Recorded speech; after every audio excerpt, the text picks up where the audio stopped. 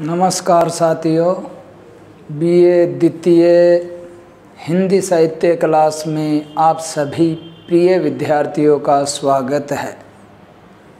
केशव दास जी के बारे में अपन पढ़ रहे थे, जो आपके प्रथम प्रश्न पत्र चल रहा। अभी कौन सा पेपर चल रहा है? पहला पेपर।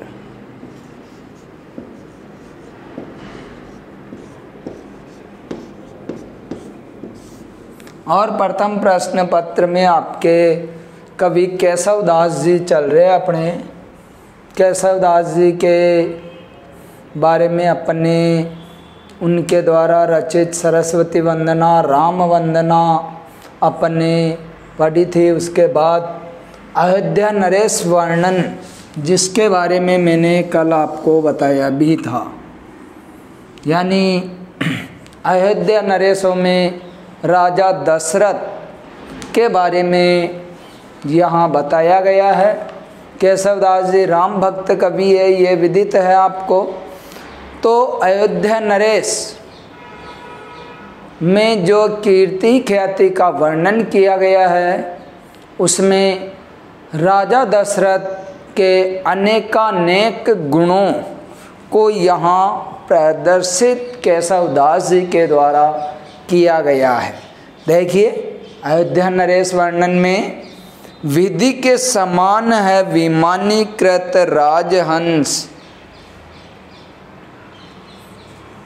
विविध विबुध जुत मेरु सो अचलु है, दीपति दीपति अति सातो दीप दीप यतु दूसरो दिलीप सो सुदक्षिणा को बल्लू है, सागर उजागर की बहु बाहिनी को पति, छन दान प्रिय किंदो सूरज अमलु है, सब विधि समरत राज राजा दशरथ, भागीरथ पथ गामी गंगा कैसो जलु है। यानी विधि के समान यहाँ से लेके अयोध्या नरेश में गंगा कैसो जलु है, यहाँ तक अयोध्या नरेश का वर्णन व्याख्या में अपने को करना है। तो यहाँ केशव दास जी अयोध्या नरेश वर्णन में राजा दशरथ की कीर्ति और ख्याति का वर्णन कर रहे हैं कि विधि के समान हैं। विधि का अर्थ ब्रह्मा भी होता है, भाग्य भी होता है, किंतु यहाँ अपने विधि का अर्थ ब्रह्मा लेंगे। विमानीकृत राजहंस, विमान यानी देवताओं का जो विमान होता था वो राजहंस, यानी ब्रह्मा जी जो हंस पे सवारी करते हैं वो, उसके बारे में विमानीकृत राजहंस का अर्थ ब्रह्मा जी हंस पे सवारी करते हुए। विविध मन अनेक, विबुध जुत, विबुध का अर्थ देवता होता है, और यहाँ विबुध जुत का अर्थ गण या जत्था होता है। तो विबुध जुत का संयुक्त अर्थ देवगण भी अपन ले सकते। विबुध का अर्थ देवता होता है। मेरु, सुमेरु पर्वत, जो मेरु यहाँ कहा जा रहा है, मेरु यानी सुमेरु के लिए कहा गया है। अचलु, अचलु का अर्थ पर्वत होता है।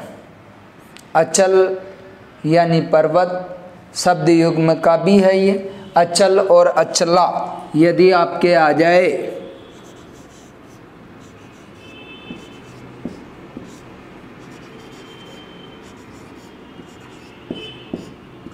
तो अचल का अर्थ पर्वत होता है, ध्यान रखना आपको, और अचला का अर्थ पृथ्वी होता है। ये शब्द युग्म के शब्द है, ध्यान रखने योग्य बात है। तो अचलु मतलब अचल मतलब पर्वत। दीपति दीपति, यमक अलंकार का शानदार प्रयोग केशव दास जी ने किया है। दीप्ति दीप्ति, एक दीपति का अर्थ यश होता है और एक दीपति का अर्थ फैला हुआ, या विस्तृत भी हम कह सकते। अंतर केवल छोटी और बड़ी मात्रा का। अगर बड़ी मात्रा वाला दीप्ति आए तो उसका अर्थ यश या फिर गौरव भी अपन कह सकते हैं। और दीप्ति फैला हुआ। सातों द्वीप यानी सातों ही द्वीपों में दीपयतु मतलब प्रकाशित। दूसरों दिलीप रघुकुल के महान राजा दिलीप के लिए कहा जा रहा है। सुदक्षिणा राजा दिलीप की पत्नी का नाम था।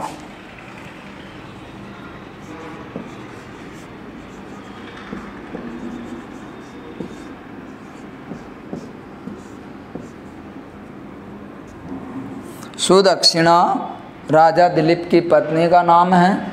तो यहाँ श्लेष अलंकार है, क्योंकि श्लेष से तात्पर्य एक ही शब्द के दो अर्थ जहाँ निकले वो श्लेष अलंकार कहलाता है। तो सुदक्षिणा का एक अर्थ अपने सम्मुख राजा दिलीप की पत्नी रानी, राजा दिलीप की रानी, और एक सुदक्षिणा का अर्थ होता है अच्छा दान। तो यहाँ एक ही शब्द के दो अर्थ होने के कारण यहाँ श्लेष अलंकार भी है। आप विशेष में लिख सकते हैं बिल्कुल। सागर उजागर की बहुवाहिनी, वाहिनी यानी वाहिनी, वाहिनी का अर्थ होता है नदी और एक अर्थ होता है वाहिनी का सेना। तो यहाँ वाहिनी, वाहिनी में भी श्लेष अलंकार है, क्योंकि वाहिनी का अर्थ नदी भी होता है और वाहिनी का अर्थ सेना भी होता है। एक ही शब्द के दो अर्थ जहाँ निकलते हैं वहाँ श्लेष अलंकार। छन्न दान प्रिय केंदो सूरज अमलु, अमलु अमल का अर्थ होता स्वच्छ, मल रहित। तो अमलों का अर्थ स्वच्छ होता है। सब विद्धि समर्थ, समर्थ का अर्थ समर्थ, योग्य। राजा दशरथ, अंत में नाम आ रहा है राजा दशरथ। भागीरथ पथगामी गंगा केसो जल्लू है, यानी राजा भागीरथ के द्वारा गंगा को पृथ्वी पे लाया गया था, उसके बारे में। अब अपन इसकी व्याख्या, ये अपन ने इसके कठिन शब्द देखे थे, अब इसकी व्याख्या अपन देखेंगे किस प्रकार इसका अर्थ अपने सम्मुख आता है। देखिए, विधि के समान है विमानीकृत राजहंस, विविध विबुध जुत मेरु सो अचल। वेतालिक के द्वारा अयोध्या नरेशों की यश कीर्ति ख्याति का वर्णन करते हुए केशवदास जी कह रहे हैं कि राजा दशरथ की कीर्ति ब्रह्मा के समान फैली हुई है, और जिस प्रकार ब्रह्मा जी राजहंस पे सवारी करते हैं उसी प्रकार राजा दशरथ भी अनेक राजाओं के ऊपर सवारी करते, यानी अनेक राजाओं के ऊपर उनका शासन है। विविध विबुध जुत मेरु सो अचलु है, और जिस प्रकार सुमेरु पर्वत पे अनेक देवताओं का वास होता है, उसी प्रकार राजा दशरथ की सभा में भी अनेक पंडित गण, अनेक राजागण, अनेक विद्वान राजा दशरथ की सभा में विद्यमान रहते हैं। तो अपने सम्मुख प्रथम लाइन का अर्थ कि राजा दशरथ की कीर्ति ब्रह्मा के समान फैली हुई है। जिस प्रकार ब्रह्मा जी राजहंस पे सवारी करते हैं, उसी प्रकार राजा दशरथ भी अनेक राजाओं के ऊपर अपना अधिकार, यानी उनके मन के ऊपर राज करते हैं, सवारी करते हैं। राजा दशरथ के राजभवन के बारे में कहा जा रहा है कि जिस प्रकार राजा दशरथ की सभा में अनेक पंडित, अनेक राजा, विद्वान गण रहते हैं, वो उसी प्रकार विद्यमान हैं जिस प्रकार सुमेरु पर्वत में अनेक देवताओं का वास रहता है। तो यहाँ उपमेय उपमान अलंकार भी हो सकता है। दूसरी लाइन देखिए, दीपति दीपति अति सातो दीप दीप यतु दूसरो दिलीप सो सुदक्षिणा को बल्लू है। दीप्ति दीप्ति यानी राजा दशरथ जो अयोध्या नरेश है, अयोध्या नरेशों में राजा दशरथ का यश चारों तरफ फैला हुआ है। एक दीप्ति का अर्थ यश और एक दीप्ति का अर्थ फैला हुआ। अति सातो दीप दीप यतु यानी राजा दशरथ के यश कीर्ति और ख्याति इतनी है कि वो सातों द्वीपों में मानो चंद्रमा से प्रकाशित हो रहा है। राजा दशरथ के यश से सातों ही द्वीपों में उनका प्रकाश यश कीर्ति गाथा फैली हुई है। दूसरो दिल्ली पर सुदक्षिणा को बल है। और मानो अयोध्या नरेशों में रघुकुल में राजा दशरथ को दूसरा दिलीप बताया है, यानी राजा दिलीप के समान ही राजा दशरथ की कीर्ति और ख्याति फैली हुई है। और राजा दशरथ को जिस प्रकार राजा दिलीप को जिस प्रकार अपनी पतिव्रता स्त्री सुदक्षिणा का बल प्राप्त था, उसी प्रकार राजा दशरथ को भी अपने द्वारा किए गए दान का यश मिला हुआ है। सागर उजागर की बहु वाहिनी को पति छन दान प्रिय केंदो सूरज अमलू है। फिर आगे कहा जा रहा है कि सागर उजागर की बहु वाहिनी को पति, जिस प्रकार समुद्र समस्त नदियों का स्वामी होता है, क्योंकि सभी नदियां अंत में जाके कहाँ मिलती है? समुद्र में मिलती है। तो यहाँ केशवदास जी के द्वारा राजा दशरथ के लिए कहा जा रहा है कि जिस प्रकार सभी नदियों के स्वामी समुद्र है, सागर है, उसी प्रकार सभी राजाओं के स्वामी राजा दशरथ है। यानी कल मैंने आपको बताया था राजा दशरथ राजाओं के भी राजा है, यानी वो सम्राट है। छन दान प्रिय केंदो सूरज अमलू है। और राजा दशरथ की दान प्रियता उसी प्रकार फैली हुई है जिस प्रकार सूर्य के उदित होने से अंधकार का नाश हो जाता है, सूर्य के उदित होने से चारों तरफ प्रकाश हो जाता है, उसी प्रकार राजा दशरथ के द्वारा जो दिया जाता है दान, उस दान से सभी ज़रूरतमंदों का यानी गरीब लोगों का, पंडितों का, सभी का जीवन प्रकाशित होने लग जाता है।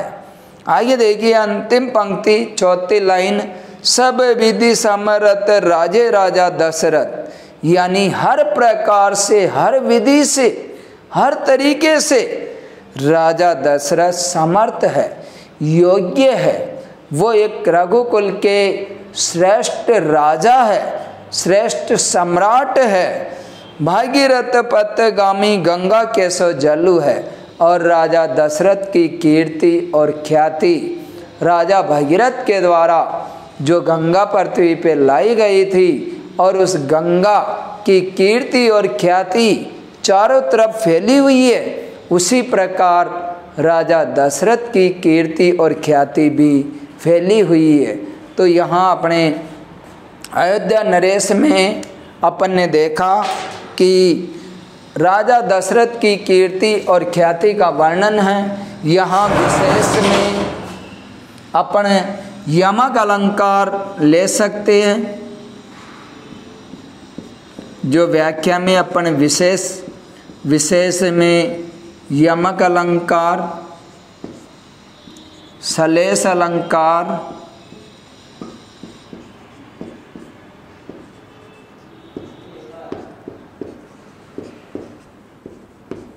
अनुप्रास अलंकार, उपमा अलंकार,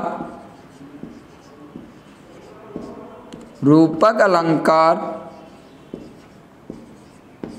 ये तो अपने इसमें अलंकार। इसके बाद तत्सम तद्भव शब्दों की प्रधानता इसमें है।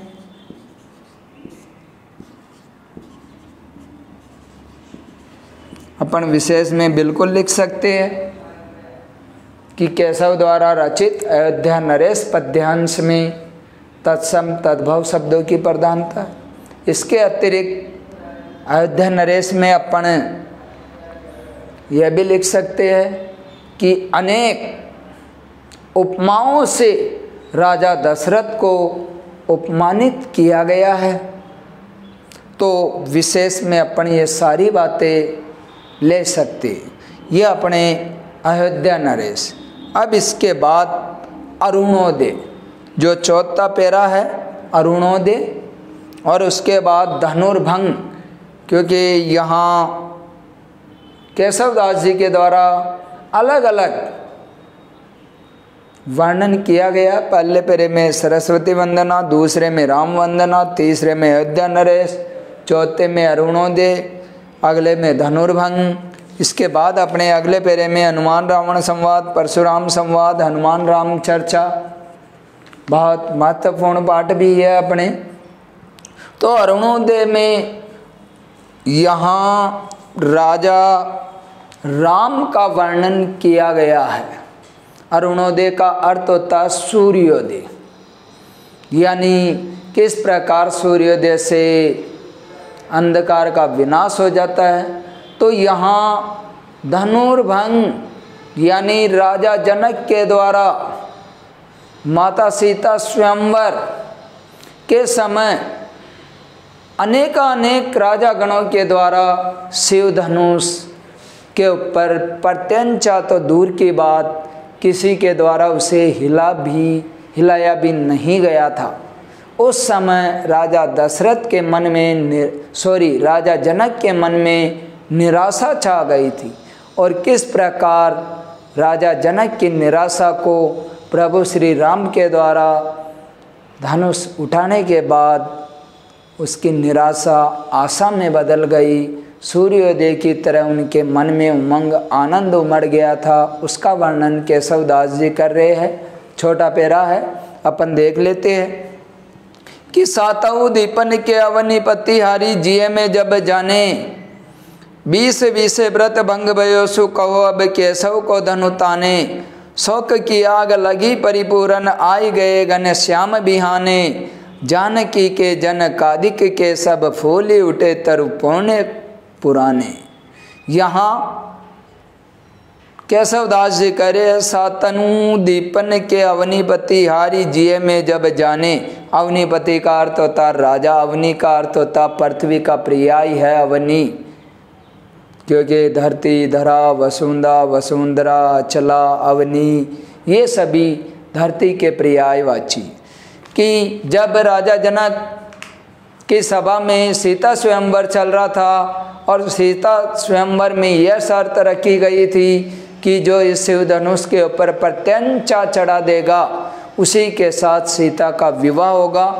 तो राजा जनक के मन में उस समय जो विचार आ रहे हैं उसका वर्णन केशवदास जी करते हुए कह रहे हैं कि सातों दीपन के अवनीपति हारी जिये में जब जाने, कि जब सातों ही दीपों के राजा हार गए, किसी के द्वारा शिव धनुष नहीं उठाया गया, तो राजा जनक के मन में क्या विचार आते हैं। 20 व्रत भंग भयो सु कहो अब केशव को धनु ताने, कि अब तो ये पूर्ण रूप से 20 यानी पूर्ण रूप से निश्चित है कि मैंने जो प्रण किया था वो प्रण अब अधूरा रहेगा, क्योंकि भगवान शिव के धनुष को किसी के द्वारा नहीं लाया गया था। शोक की आग लगी परिपूर्ण आई गए घन श्याम बिहाने। और शोक यानी राजा जनक के मन में एक तरह की निराशा, दुख, वेदना की आग जब पूर्ण रूप से जलने लगी, उसी समय राम रूपी बादल यानी घनश्याम यानी प्रभु श्री राम आ गए। यानी कहीं पे मान लो आग लग रही हो और वहाँ बादल आ जाए, उसी प्रकार उन बादलों से आग शांत हो जाती, उसी प्रकार प्रभु श्री राम रूपी बादलों से राजा जनक के हृदय में जो आग लग रही थी वो मानो बुझ गई, शांत हो गई। जानकी के जनक आदि के सब फूली उठे तरु पुण्य पुराणे। और राजा जनक ने मन ही मन में विचार किया कि जानकी यानी सीता के न जाने कौन से पुराने जन्मों के पुण्य से राम के द्वारा धनुष उठाया जा रहा है और उसके भाग्य जागृत हो गए। अब इसके बाद अगला पेरा अपन धनुर्भंग पढ़ेंगे। धनुर्भंग यानी किस प्रकार प्रभु श्री राम के द्वारा शिव धनुष को भंग किया जाता है, तोड़ा जाता है। ये अगला पेरा है धनुर्भंग।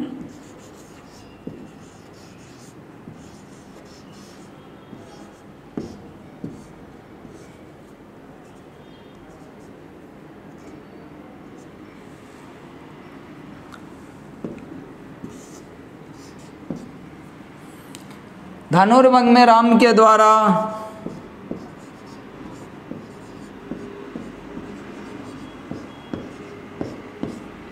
शिव धनुष जो तोड़ा जाता है उसका वर्णन किया जा रहा है।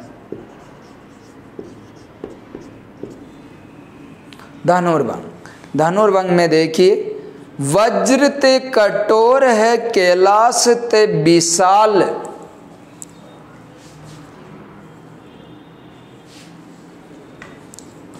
काल दंड ते कराल सब काल काल गावई, केशव त्रिलोक के बिलो की हारे देव सब, छोड़ी चंद्र चूड़ एक और को चढ़ावई, पन्नंग प्रचंड पति प्रभु को पन्नच पीन, प्रबत प्रभा न मान पावई, विनायक अनेक पे आने न पिनाकताई, कोमल कमल पानी राम कैसे ल्यावई, प्रथम टंकारी झुकी झारी संसार मद चंड कोदंड रहो मदि नव खंड को, चली अचला अचल धाली दिग पाल बल पाली ऋषि राज के बचन प्रचंड को। यानी धनुर्भंग में यहाँ किस प्रकार प्रभु श्री राम के द्वारा शिव धनुष को तोड़ा जाता है उसका वर्णन केशवदास जी ने बहुत ही शानदार तरीके से किया कि किस प्रकार उस धनुष के बारे में, उस धनुष की महिमा यहाँ बताई जा रही है कि वज्र ते कठोर है कैलाश ते विशाल। यानी शिव धनुष के बारे में कहा जा रहा है कि शिव धनुष वज्र से भी कठोर था और कैलाश पर्वत से भी उसका आकार विशाल माना गया। काल दंड ते कराल, कराल का अर्थ होता कठोर, और शिव धनुष को काल दंड से भी कठोर माना गया। सब काल काल गावई, यानी उस शिव धनुष की यश गाथा हर कालों में, हर युगों में गाई गई है। यानी पहली लाइन में शिव धनुष के बारे में बताया जा रहा है कि शिव धनुष वज्र से कठोर है, कैलाश पर्वत से विशाल है, काल दंड से कठोर है, और हर युग युग में शिव धनुष की कीर्ति गाथा को गाया गया है। केशव त्रिलोक के बिलो की हारे देव सब, छोड़ी चंद्र चूड़ एक और को चढ़ावई।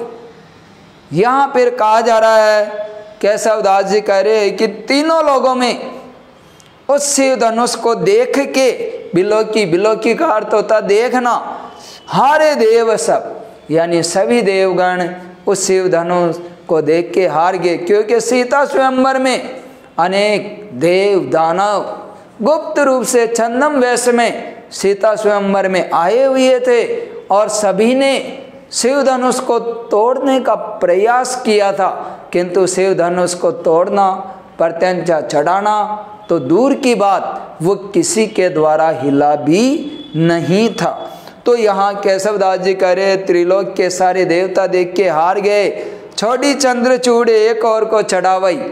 केवल चंद्रचूड़ यानी भगवान शिव के अतिरिक्त उसे किसी के द्वारा भी उसके ऊपर प्रत्यंचा चढ़ाना संभव नहीं था। पन्नंग प्रचंड पति यानी शिव धनुष के लिए कहा जा रहा पन्नग यानी वासु की नाक के समान बहुत ही वो प्रचंड, उसकी जो प्रत्यंचा थी वो बहुत मोटी थी और पर्वत प्रभान मान पावई, और उसके ऊपर प्रत्यंचा चढ़ाना एक सम्मान मान गौरव की बात थी। विनायक अनेक पे आवे न पिनाक ताही कोमल कमल पानी राम कैसे ल्यावई। और ऐसे स्थिति में सीता के द्वारा गणेश जी से वंदना की जा रही थी। माता सीता शिव और गणेश से वंदना कर रही थी कि ये कोमल शरीर वाले कोमलांग प्रभु श्री राम ये कोमल हाथों से ऐसे कठोर वज्र से कठोर शिव धनुष पे कैसे प्रत्यंचा चढ़ाएंगे। तो भगवान शिव और गणेश जी से वो माता सीता प्रार्थना कर रही कि आप इसे पुष्प के समान कोमल बना दीजिए। प्रथम टंकारी झुकी जारी संसार मद चंड कोदंड रहो मंडी नव खंड को। और जैसे ही शिव धनुष पे प्रत्यंचा चढ़ाई गई और उसकी जो आवाज थी वो चारों तरफ पूरे ब्रह्मांड में उसकी आवाज नौ खंडों में फैल गई। चली अचला अचल दली दिग्पाल पाली ऋषि राज के वचन प्रचंड को। और मानो वो उस समय ऐसा लग रहा कि चारों दिशाओं में दिक्पाल हार गए थे और धरती यानी ये पृथ्वी अब मानो विनाश के कगार पे जाने वाली है। तो यहाँ धनुर्भंग में कवि केशवदास जी ने बहुत ही शानदार तरीके से बहुत ही अच्छा वर्णन किया है। अगली कक्षा में हम जो राम रावण संवाद है उसके बारे में पढ़ेंगे। आज यहीं तक, धन्यवाद।